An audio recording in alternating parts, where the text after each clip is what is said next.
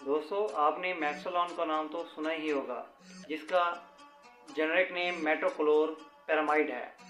मैक्सोलॉन syrup या मैक्सोलॉन tablet या capsule मैक्सोलॉन, इसके बारे में आपने सुना ही होगा। अगर आपने नहीं जानते इसके बारे में तो चलते हैं वीडियो की डिटेल की तरफ। अस्सलाम वालेकुम, मेरा नाम है मोहम्मद शुएब। आज की वीडियो के अंदर मैं आपको बताने वाला हूँ कि सिरप मैक्सोलॉन, टैबलेट मैक्सोलॉन या कैप्सूल मैक्सोलॉन किस किस पर्पज़ के लिए यूज़ होता है।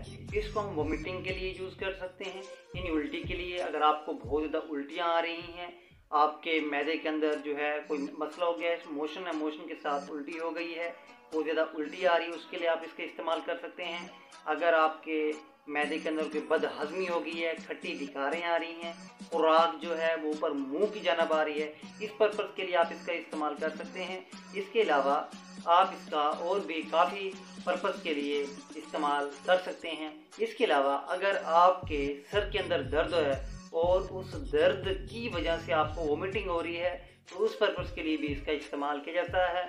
बहुत से माइल्ड पेशेंट और सर्जरी पेशेंट के अंदर भी मैक्सोलॉन सिरप का, टैबलेट का या कैप्सूल का इस्तेमाल किया जाता है।